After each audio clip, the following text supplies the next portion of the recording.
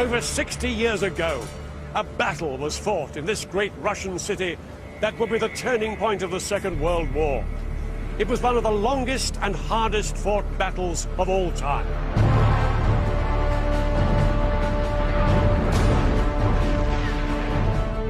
For 5 months, German and Soviet troops fought each other street by street, building by building, and room by room.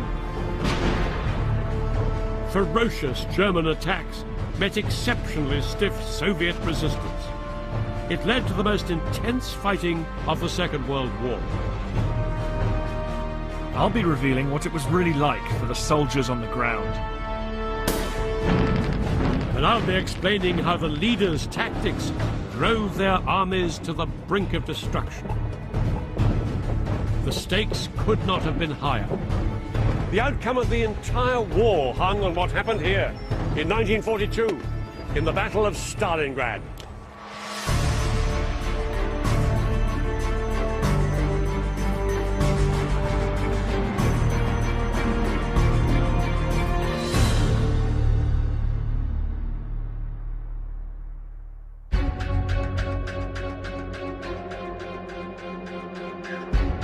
In the summer of 1941, the world was at war.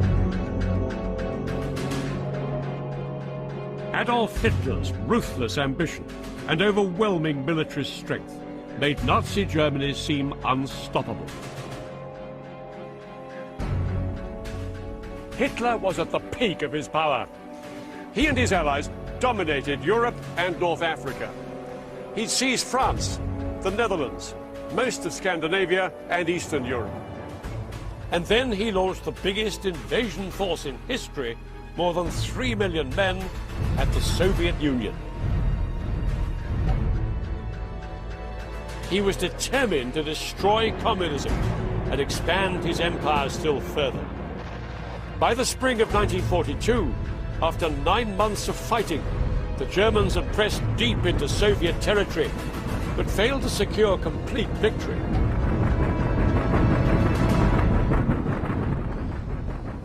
So in April, Hitler drew up a new battle plan. In the far south of the country, there were vast oil reserves, crucial to the Soviet war effort. Hitler wanted to stop the oil getting to Soviet troops and industry, first by preventing oil tankers transporting it up the river Volga, and then by seizing the oil fields themselves. Oil was the key to the war. Hitler knew Stalin would fight tooth and nail to protect his oil.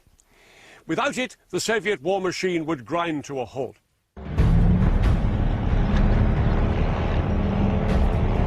In May 1942, Hitler put his plan into action. He sent 2 million men, nearly 2/3 of all his troops in the Soviet Union, through the Russian steppe towards the oil fields.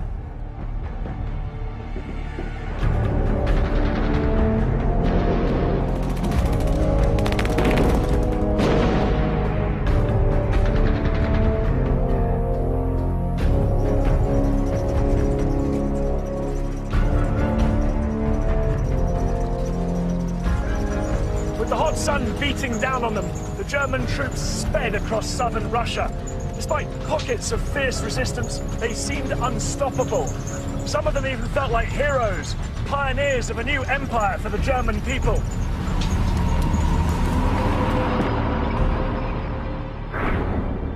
What great spaces the Soviets occupy. What rich fields there are to be had here after the war is over. Only, let's get it over with quickly. I believe that the Führer will carry the thing through to a successful end. The speed of the German advance, their technical superiority, and the experience of their troops was too much for the Soviets. Throughout May and June 1942, Soviet troops fell back in widespread disarray. Hundreds of thousands were killed or wounded as they conceded swathes of land to the advancing Germans. And for civilians, the arrival of German forces into their villages was a terrifying prospect. Nazis murdered, raped, looted, without hesitation. Villagers could see the dust cloud from approaching German tanks up to 40 miles away, and they knew that there was little they could do to escape.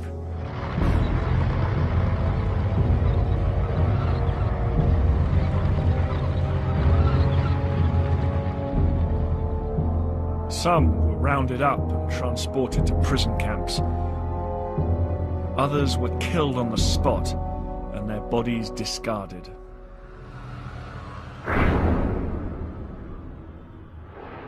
The world has never seen a more cursed enemy. I have seen how the enemy treats the civilian population, stealing everything and killing wives and children. If I'm killed, let my sons make the enemy pay tenfold. I urge my sons to avenge their father's blood.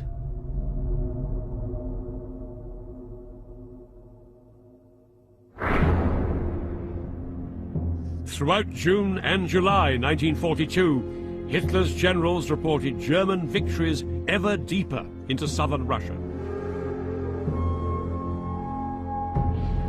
Hitler was so confident and impatient for victory that he decided to alter his plan of attack. Instead of trying first to block the Volga and then take the oil fields, he decided to attack both targets at the same time. One army would drive south to the oil fields. The other would seize a city on the banks of the Volga that would give them a stranglehold on the river's vital supply line. It was the city that bore the name of the Soviet leader himself. Its name was Stalingrad.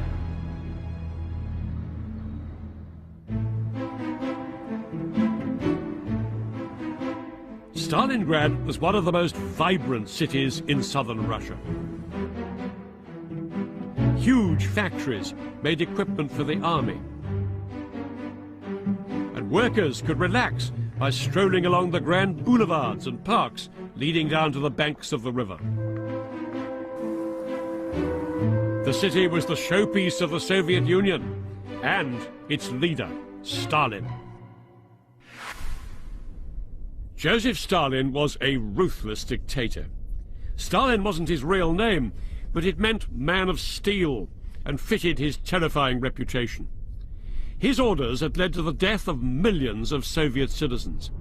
He had absolute control over the Soviet war effort and was now increasingly alarmed by the German advance.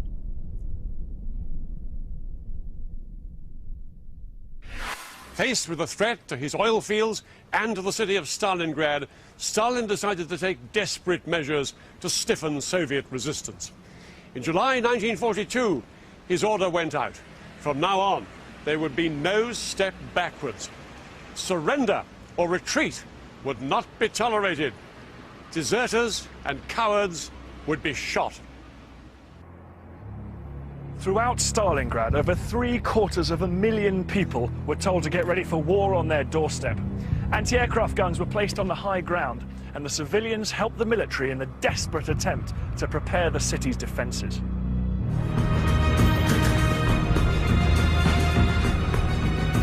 Women and children helped dig anti-tank trenches and built bomb shelters under the city streets. Soviet soldiers began to surround the city, and brutal anti-German propaganda filled the newspapers. One very famous piece of Soviet propaganda was published in the form of a poem. It urged Soviet troops to kill Germans. It said, "Kill him, so tears should flow in his home, not in yours. Kill him, every time you see him."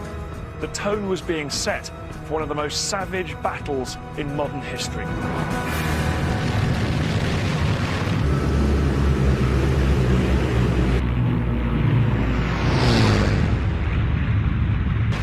On the 23rd of August 1942, a colossal aerial assault on Stalin's city.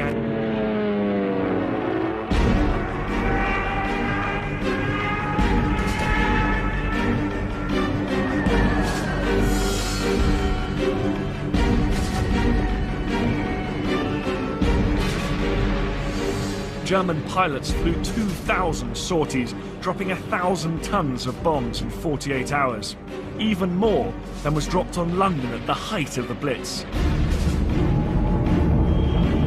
Incendiary bombs turned neighbourhoods of wooden houses into infernos. Even the modern brick buildings of the city centre were gutted by flame. The air was thick with smoke, and in every direction, the city was ablaze. Homes and factories burned uncontrollably through the night.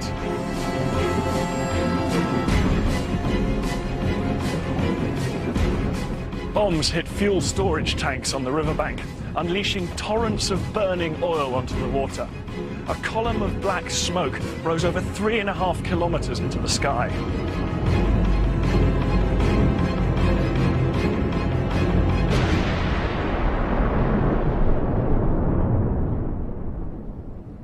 The first few days of the bombardment, civilians were refused permission to evacuate the city. Their only chance of survival lay in finding shelter in basements and cellars. But for many it was hopeless. Over 25,000 Russians died in just 2 days. There are planes flying day and night. My heart is bursting.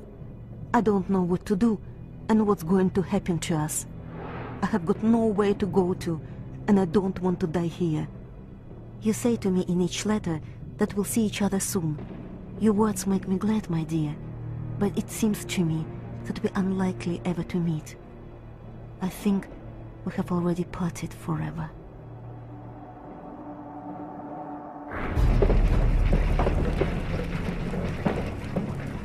Stalingrad was all but destroyed. Its elegant avenues and grand buildings had been bombed to ruins. But the fight for Stalingrad was only just beginning. It was about to enter a new and even more deadly phase.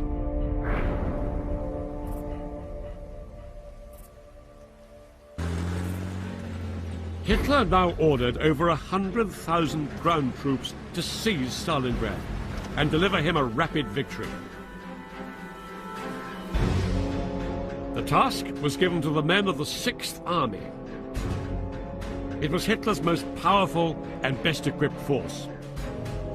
They'd stormed through Poland, France and the Ukraine and never known defeat.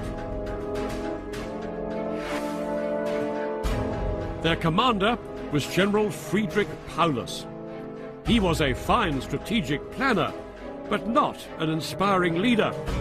Above all else, he was totally loyal to Hitler.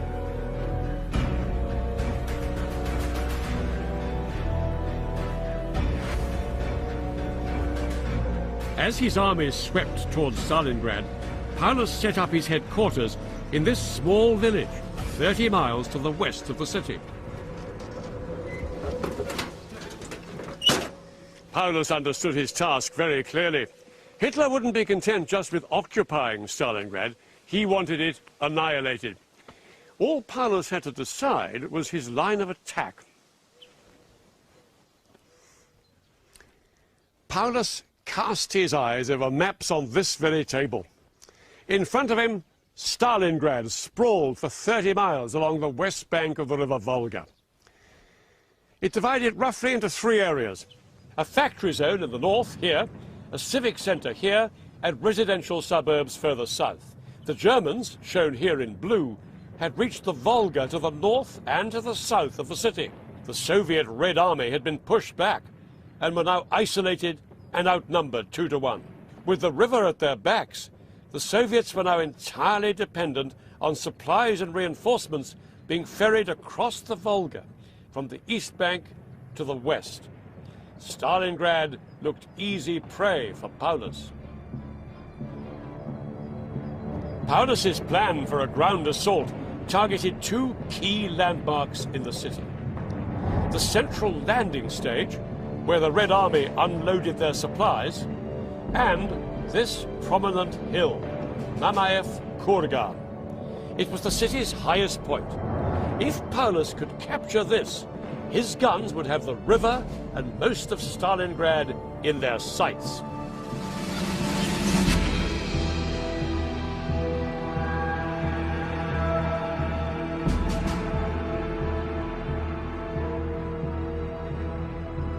You can see at a glance how vital this hill is.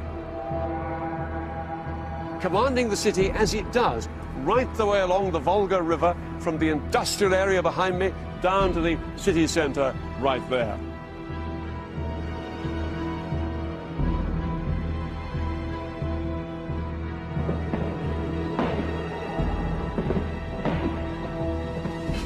At dawn on the 14th of September, just 2 weeks after the Luftwaffe air raids, Paulus put his plan into action. The city shuddered from the ferocity of the onslaught.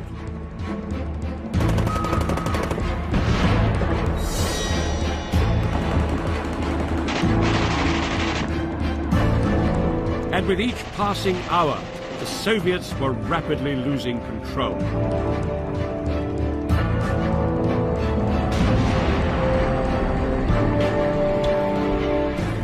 In little over 24 hours, German forces had stormed the southern part of the city. The main railway station was in their control, and the landing stage was surrounded and under heavy fire. Mamayev Kurgan, the city's highest point, was also under attack from the Germans. The main Soviet force defending the city was the 62nd Army, but it had been battered by air raids and was having difficulty holding off the German attacks. Its men were outnumbered, exhausted, and dispirited. But what they did have was a tough new commander. His name, General Vasily Chuikov. He was chosen for being a dogged and instinctive fighter with an almost unshakable nerve. But he knew his troops inside the city were on the verge of collapse.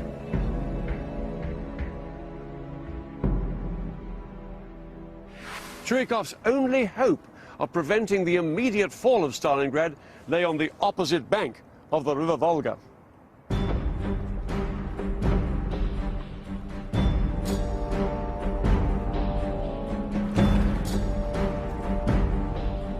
Here on the east bank, there were 10,000 Soviet reinforcements preparing to enter the city. They were elite troops, but they were short of ammunition, and 1 in 10 of them didn't even have a rifle. Nevertheless, at 7 p.m., they received orders to cross.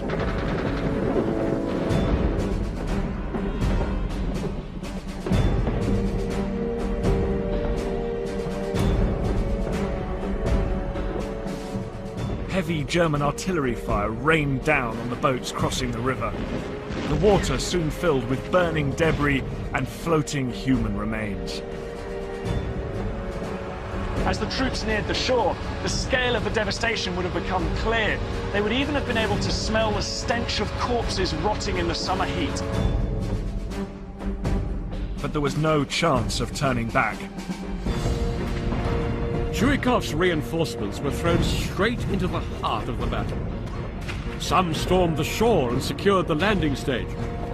From there, they moved quickly through the streets in order to retake the main railway station. Others joined the battle for Mamayev Kurgan, where the fighting was increasingly ferocious.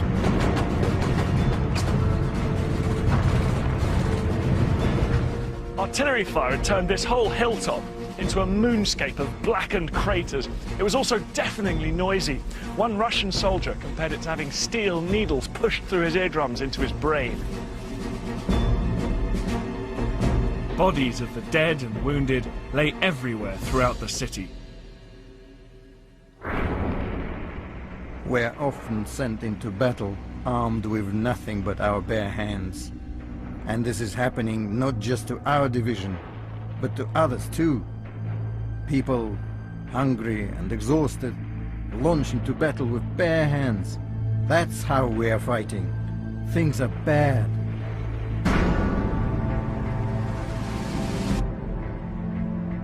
Despite all this, the reinforcements held up the German advance, at least for the time being.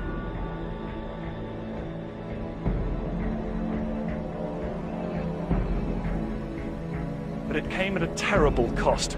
80% of those Soviet reinforcements were killed or wounded within a week.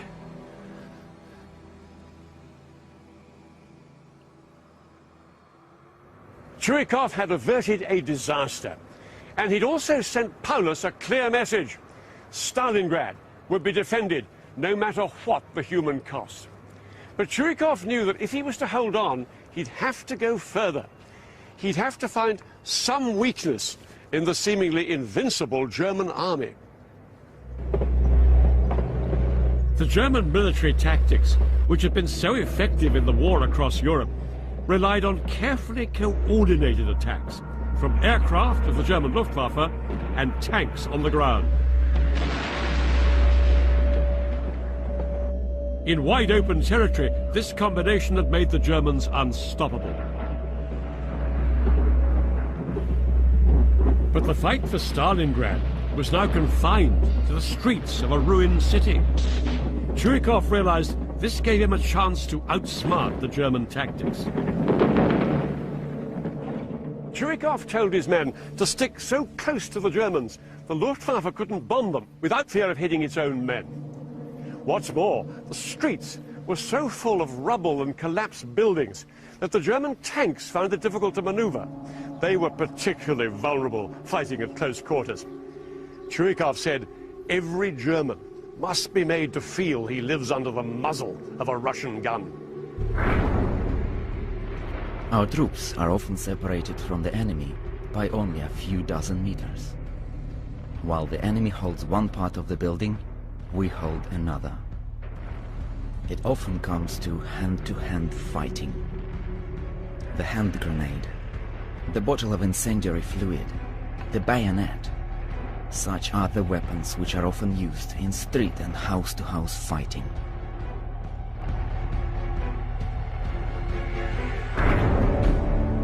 The Soviet troops did their best.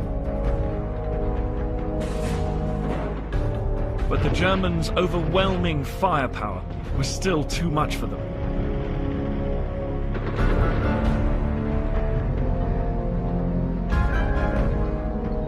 On the 26th of September, the Germans declared that they controlled the entire south and center of the city.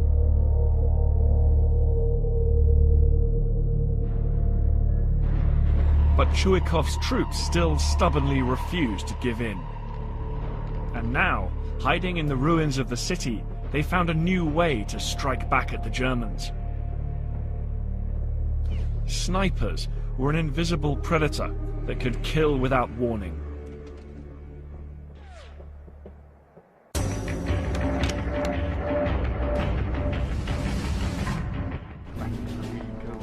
To find out more about why snipers were so effective in Stalingrad, Dan and I went to the British Army's Sniper Training Centre in Wales.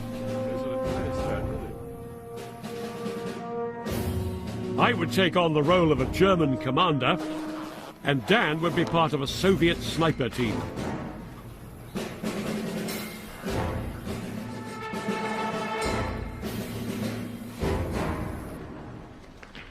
What we have set up here, Peter, is your headquarters, and it would be far enough back from the front line to provide you with some limited protection, but it would be close enough for you to influence the battle.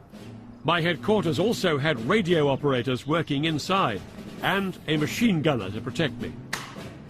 The task for Dan and his sniper team was to disable the headquarters, either by shooting me or my team.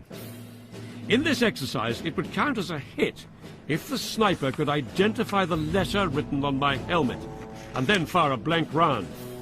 We also gave a letter to the machine gun sentry, so the targets were Q, Quebec, and D, Delta.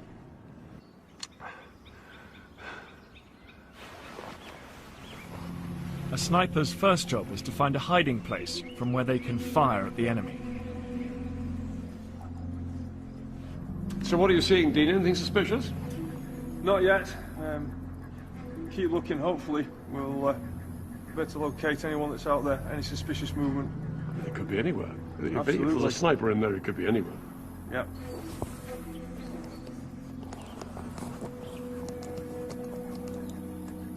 It would have been extremely difficult in a large city that's been so devastated like Stalingrad to identify a sniper moving around and in position. .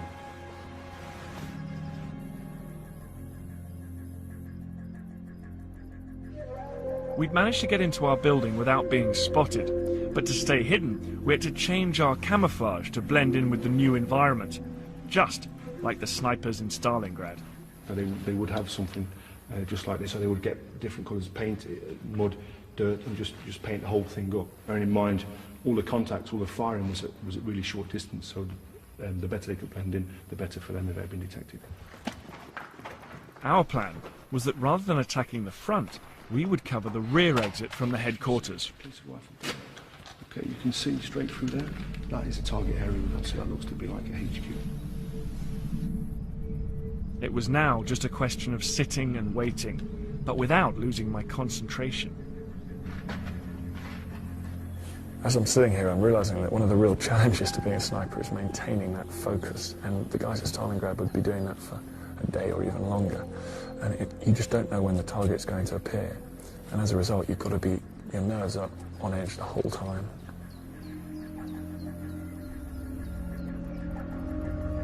While we kept watch at the back, 2 more snipers, the rest of our team, climbed into position in a small building directly in front of their headquarters. But if they were in one of these buildings, they'd be using the shadow inside the building to hide themselves, set back from the window, nice and still.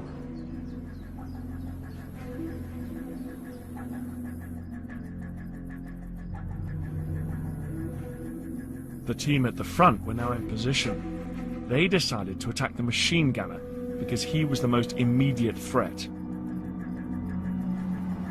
Okay, enemy on target. Seen. Delta. Wait. If he's a reasonably trained sniper who's well practiced, you would pretty much guarantee a hit with the first round. Range 225 metres. You should be able to achieve a shot onto your centre of mass at approximately 900 metres. 900 metres? 900 metres. Shot from chest ahead. Send it. What's that? Delta. Target down. We've got to move. Delta confirmed kill. Inside the building, I thought I would be safe from the snipers. Right. We know he's out there somewhere. Confirm 1 kill. Delta is down. All other call signs moved into the building. With our target inside the building, we decided to use a tactic used by snipers in Stalingrad. We called in artillery fire onto his headquarters to force him out into the open. Hi Zero, this is 20 Delta. All call signs in building. Request Alpha 1, 1 Alpha. Fires X-ray 001, 5 now, over. Now they're shooting at us. Artillery. Right, I see artillery going in now. So you should push them out to the back. It would only be a matter of time before we got a direct hit from the mortars onto this location. We've got to move. Okay. We decided to move to our vehicle at the back of the building and used smoke to hide ourselves from the snipers at the front. We now have smoke being thrown, obscuring our view.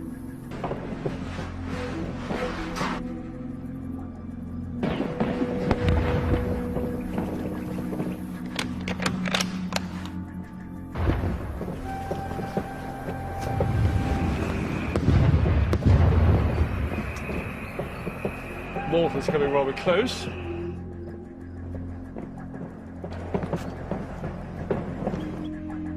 Yeah, I can see a Q on his head. I had a shot. I had a shot in from somewhere over there, goodness knows where. I think that might have been Dad. So that's me done for. Absolutely. Here we are. Hi, Dad. I had no idea where you were. No idea at all. We could see you. You sure you hit me? Absolutely.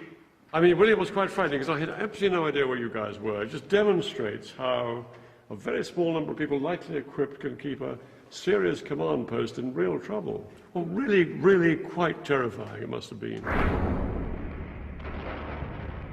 You don't see them at all. They have established themselves in houses and cellars and are firing on all sides, including from our rear. Barbarians. They use gangster methods.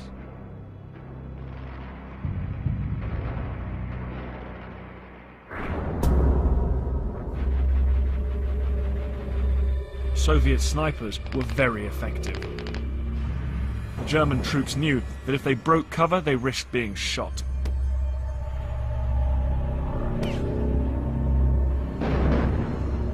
German snipers were soon brought into the city as well.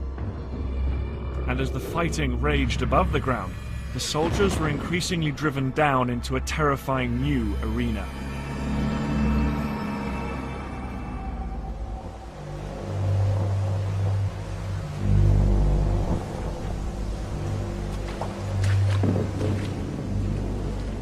Troops on both sides began to fight underground. Soldiers roamed through cellars, tunnels, and even sewers like this one, as they attempted to gain an advantage over the enemy. The German soldiers soon had a new name for this kind of fighting.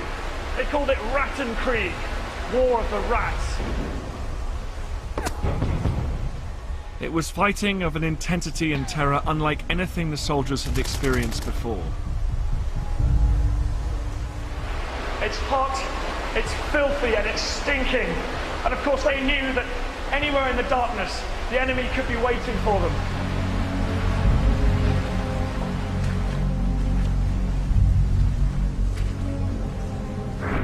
I am alive, but in a moment I might be dead. You can get killed any second here. The fighting is very heavy, and so many people have been killed. Corpses lie on the ground, and it's dreadful to look.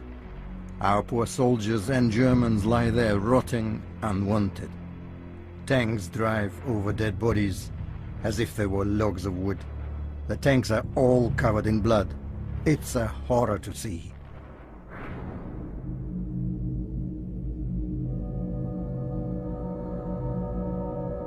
In mid-October, after over a month of fighting, buildings had been reduced to empty shells. Thousands of civilians were inside the city. Some stole food to survive, but many more died of starvation or from drinking polluted water.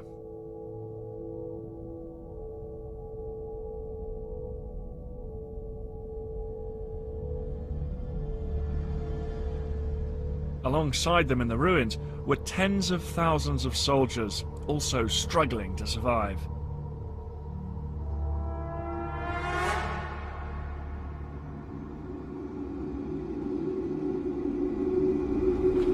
The fight for Stalingrad had descended into a vicious series of battles over individual buildings, sometimes with the Soviets and the Germans on different floors of the same one. Troops could spend days trapped in a single room. In all the chaos, any sign of a clear front line simply vanished. But despite the tenacious Soviet defense, the Germans were increasing their stranglehold on the city. The landing stage, where vital Russian supplies were brought across the river Volga, remained under heavy German fire. And fighting continued to rage for control of the city's highest point, Mamayev Kurgan. It had now changed hands several times, without either side establishing control. After 6 weeks of fighting, the German forces had managed to gain control of much of the shattered city. The Soviets only had this narrow strip of land, but somehow they were clinging on. Hitler was becoming increasingly impatient and demanded Paulus launch a decisive blow, this time on Stalingrad's industrial heart, the factories in the north of the city. They were the Soviets' last major refuge. If they lost these, they would have almost nothing left of the city. Their key stronghold was the tractor factory that dominated the entire area.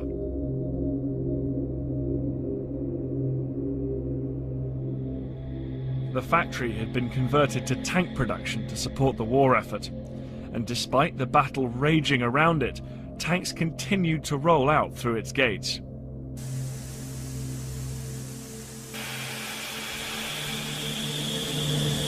A lack of raw materials meant they couldn't actually make new tanks here, but they could repair battle-damaged ones and get them back into operation. Sometimes they were driven straight out into combat by the factory workers themselves.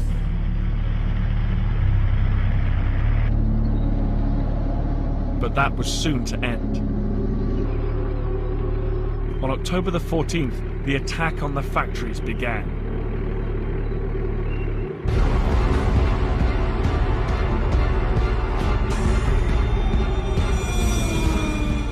Luftwaffe air raids blitzed the entire factory district.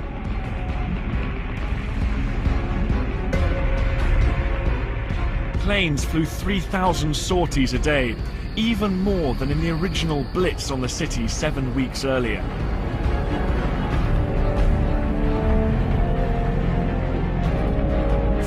Supported by 200 tanks, thousands of German infantry began to storm the factory complex. Explosions shattered these enormous windows, sending deadly shards of glass raining down on the troops below. Even by the brutal standards of Stalingrad, it was clear that the fight for the city had reached a new level of ferocity.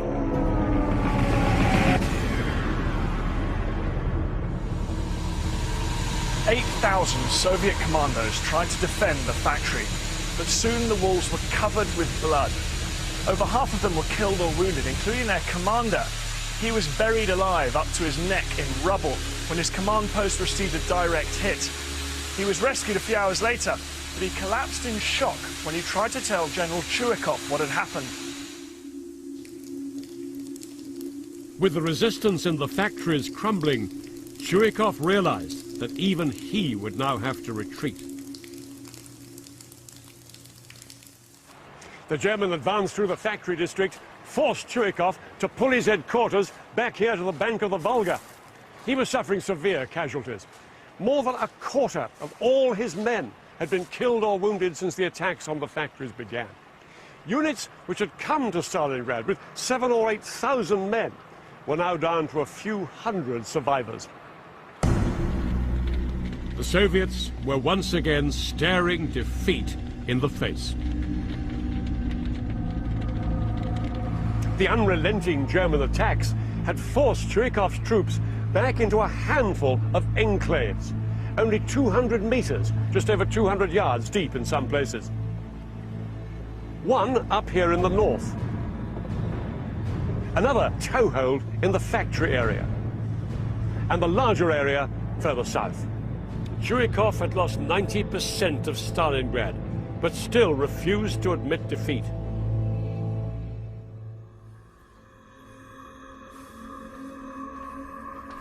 The battle was well into its third month, and the heat of the summer was a distant memory.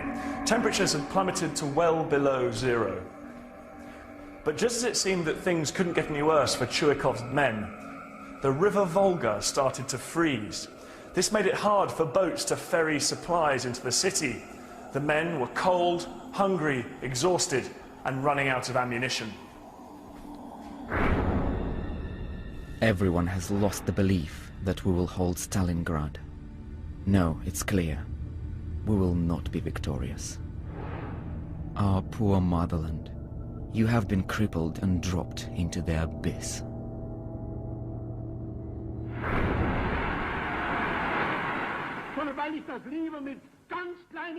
Hitler was now convinced that the city was finally in his grasp. In a speech to party veterans on the 8th of November, he effectively claimed victory.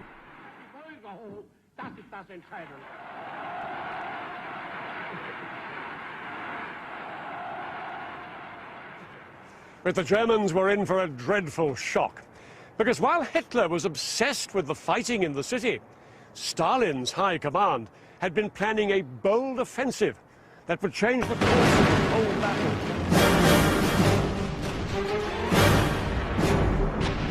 On the 19th of November, the Soviets launched one of the most awesome counterattacks in modern history. Field guns, mortars, and rockets began a ferocious bombardment 75 miles to the west of Stalingrad. It was the earth-pounding product of 2 months' secret planning. For 80 minutes, artillery thundered. Then, at 8:40 a.m., they suddenly fell silent.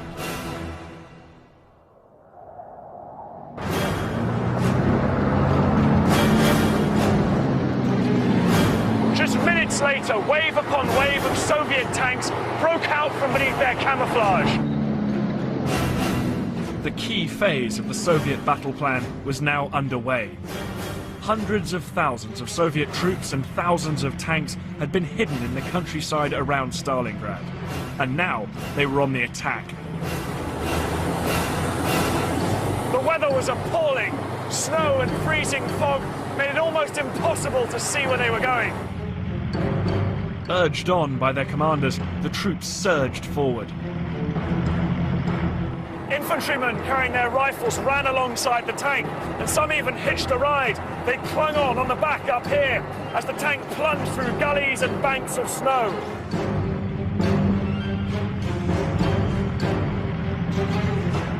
These men were leading a great Soviet comeback, thrusting deep into enemy-held territory. Paulus got the news at his headquarters here.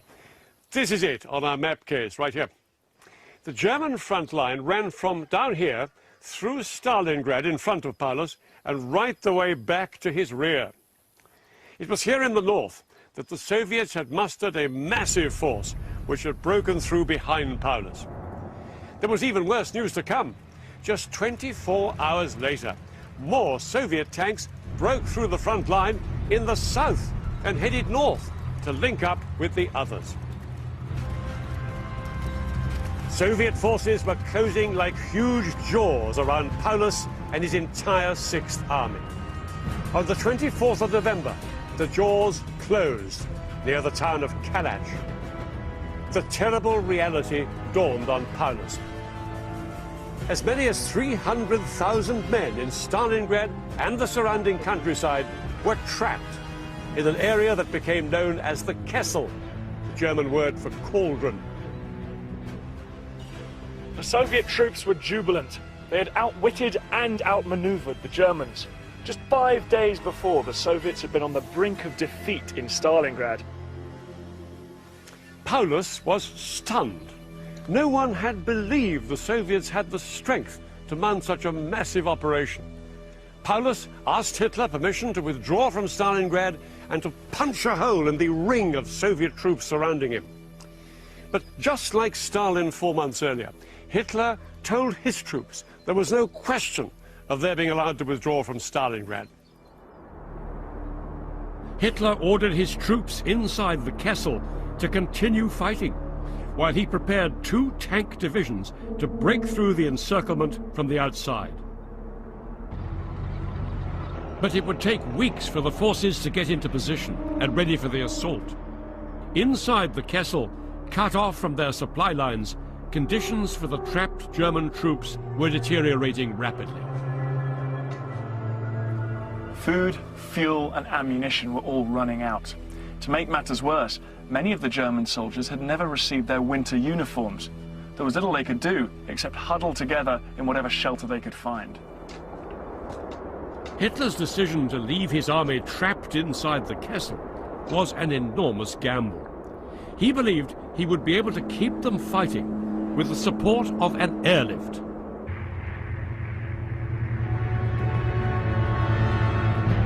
Flying supplies into airfields in the Kessel was a huge undertaking.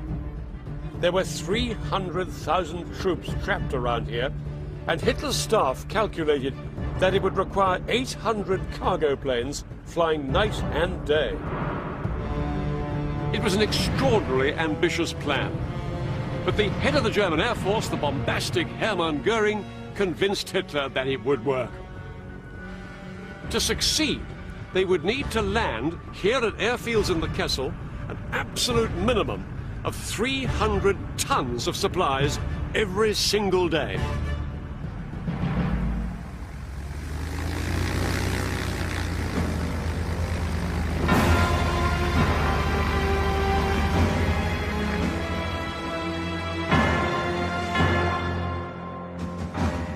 But they had made some fatal miscalculations.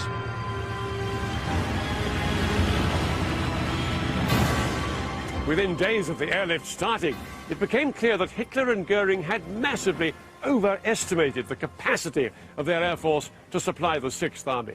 combination of Soviet fighter aircraft and appalling weather meant that on average only 120 tons of supply reached the Kessel each day, less than half of what was required. We have no winter clothes. We have been swindled and have been condemned to death. We shall die of the war or the frost.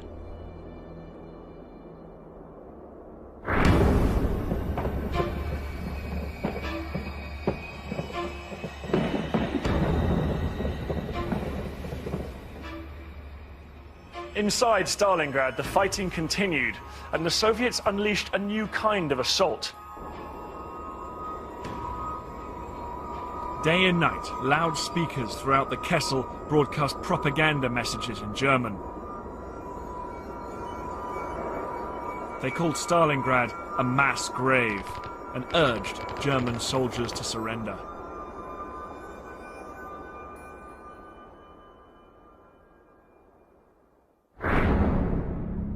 I can tell you that it's terrible to sit in this trap.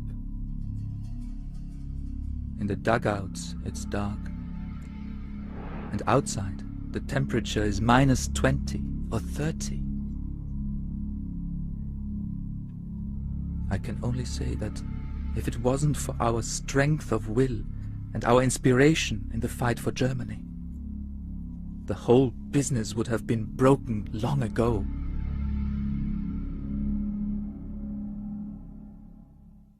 Despite the psychological battering, the frostbite and the starvation, most German troops still refused to surrender. Some feared that they'd be tortured or shot by their Russian captors, but most simply refused to believe that Hitler would abandon them. Then, at long last, a rumor went round that salvation was on the way. 2 German tank divisions, backed up by infantry and aircraft of the Luftwaffe, were on the way towards their colleagues trapped in the Kessel. Leading the attack was one of Hitler's most successful commanders. His name was Field Marshal Erich von Manstein. He had masterminded Germany's whirlwind victory in France, and now he was leading the mission to rescue the Sixth Army.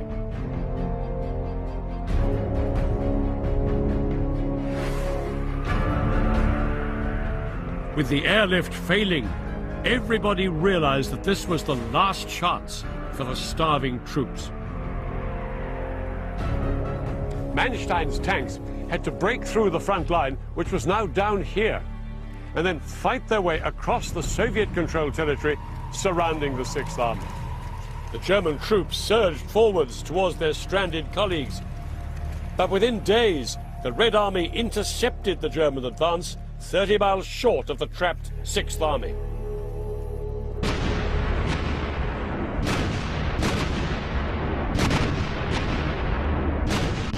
The Soviet defenses had formed an impenetrable barrier, and Manstein's rescue attempt could advance no further. But on the 20th of December, the news got even worse. Manstein heard that the Soviets had launched a new offensive way off to the west, which threatened to cut off all the German forces in southern Russia. He had no choice but to veer off to deal with this new threat and abandon his attempt to break through to Paulus. With Manstein's departure went the last hope of the Sixth Army.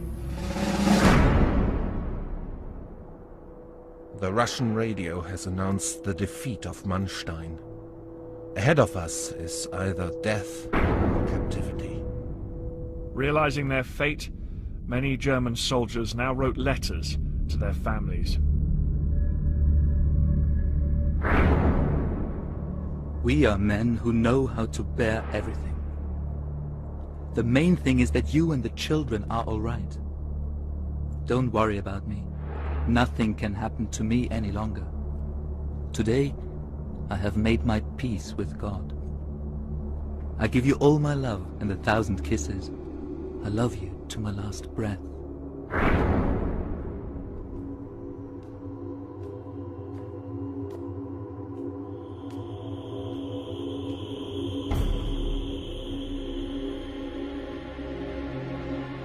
6 weeks into the encirclement, Soviet planes dropped thousands of leaflets into the Kessel. They promised the Germans safety, food, and medical attention if their commander conceded defeat. But the message ended with a chilling warning. If surrender was rejected, everyone inside the Kessel would be wiped out.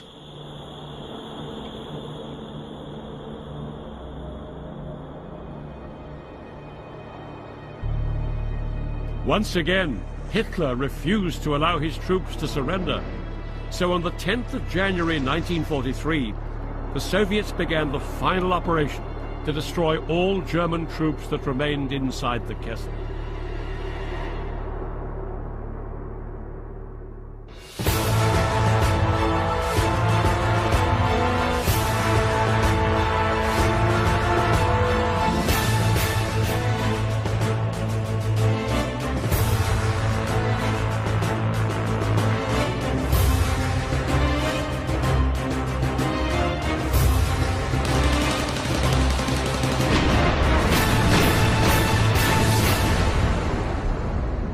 Frozen, weakened by starvation and exhausted, the Sixth Army was no longer capable of defending itself properly. The only chance of escape was to make it to one of the 2 airstrips inside the Kessel and try to squeeze onto a plane. This is all that remains of Gumrak airfield, just west of Stalingrad. It's difficult to imagine a scene of chaos and desperation here in the new year of 1943. Everyone knew that each plane leaving here could be the last, and people were crushed in the fight to get aboard. Some desperate men even clung to the wings of taxiing aeroplanes, but as the pilots accelerated, one by one these men tumbled to the ground.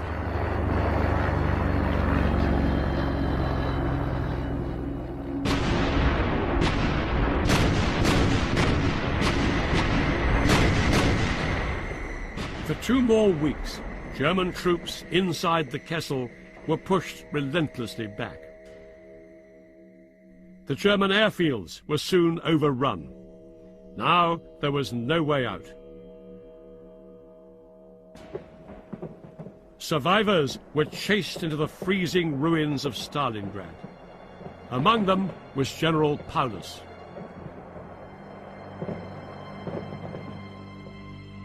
Paulus moved his headquarters to the basement of this shop in the city center. He was now a broken man. But Hitler wanted to portray Paulus and his Sixth Army as martyrs fighting to the death for Germany. And on the 31st of January 1943, Paulus received a message from Hitler, promoting him to Field Marshal. No German Field Marshal had ever given himself up alive, and Hitler no doubt expected Paulus to commit suicide.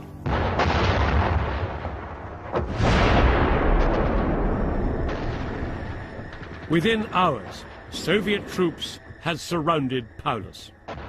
Trapped in his basement, he made his decision.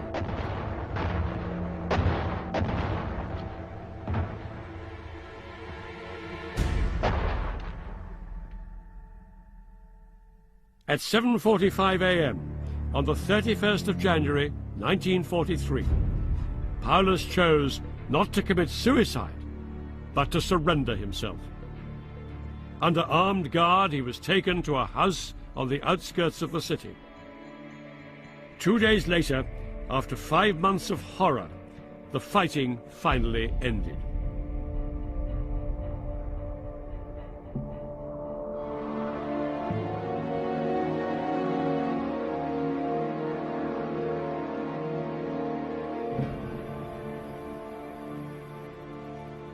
The Battle of Stalingrad was over. The whole world had witnessed a catastrophic defeat for Hitler's Nazi empire. And for the Führer himself, it was a personal disaster. He'd been totally committed to victory and was now utterly humiliated. The aura of invincibility that had surrounded Hitler's army for so long was gone forever. In Stalingrad alone, 150,000 German troops had been killed. And 90,000 more were now beginning the long, slow journey to Soviet prison camps. Only 5,000 of them would ever return home.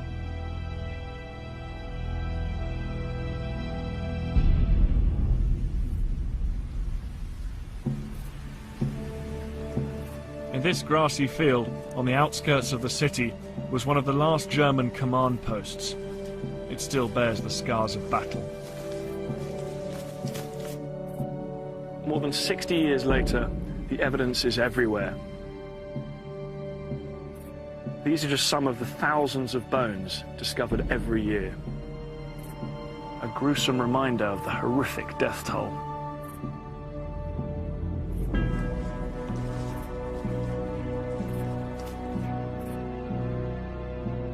Although his city lay in ruins, Stalin had won.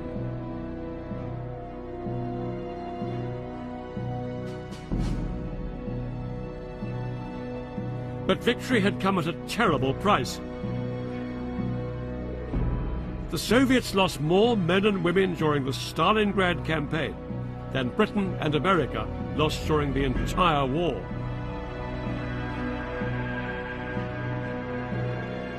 This park is a monument to the defenders of Stalingrad, who ultimately helped change the course of the Second World War. Stalingrad was the battle that marked the beginning of the end for Nazi Germany. Over the next 2 years, Stalin chased Hitler's armies all the way back to Berlin. In 1945, the Nazi Empire was finally crushed between Britain, America and their allies in the West, and Soviet forces in the East.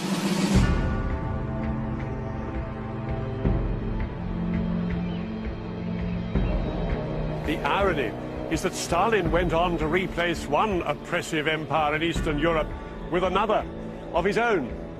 And the Soviet Union, which had been the West's ally during the Second World War, became its bitter opponent during the Cold War, which lasted another half-century.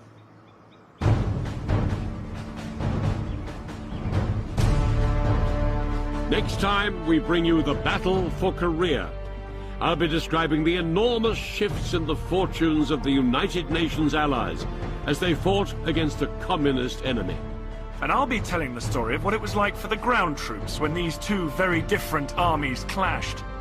In 3 long years of war, one of the most decisive battles was fought here.